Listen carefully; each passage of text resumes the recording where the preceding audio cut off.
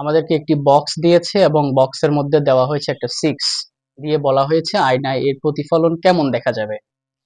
আমাদের আয়নায় প্রতিফলনের ক্ষেত্রে যে বিষয়টা মাথায় রাখতে হয় যে বাম পাশটা ডান পাশে চলে যাবে এবং ডান পাশটা বাম পাশে চলে আসবে।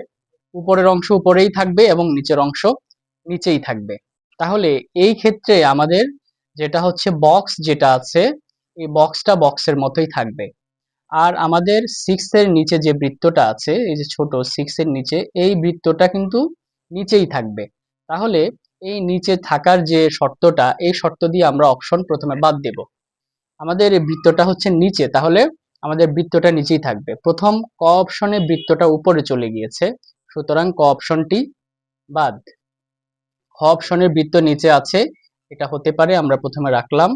গ অপশনে বৃত্তটা উপরে চলে গিয়েছে, বৃত্তটা নিচে থাকার কথা, তাহলে গ অপশনটিও বাদ। আর ঘ অপশনে এটা টোটালি চেঞ্জ করে ফেলা হয়েছে, বৃত্তটা ডান পাশে নিয়ে যাওয়া হয়েছে, যে কারণে ঘ অপশনটিও বাদ। আমাদের বাকি থাকলো শুধু খ অপশন। তবে আমাদের এখানে আরেকটা শর্ত, সেটা মনে রাখার জন্য বলছি, যদিও সেই শর্ত প্রয়োজন নেই এই অঙ্কের ক্ষেত্রে। সেটা হচ্ছে আমাদের এখানে এই যে বাম দিকে যে পেটটা বের হয়েছে 6 এর, এই পেট বের হওয়াটা এটা চলে যাবে ডান দিকে। যেমন আমাদের এই 6 এর এই যে অংশটা, এই অংশটা বামের দিকে যেরকম পেট বের হওয়া, এটাকে আমাদের এরকম ডানের দিকে চলে যাবে, অর্থাৎ এটা ডানে চলে গিয়ে আর নিচে যে বৃত্তটা আছে বৃত্তটা বৃত্তের মতোই থাকবে।